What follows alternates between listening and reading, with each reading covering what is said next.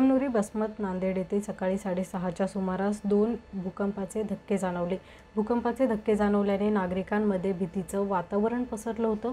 3 दिवसापूर्वीही बसमत तालुक्यातील काही गावांमध्ये भूकंपाचे धक्के जाणवले होते।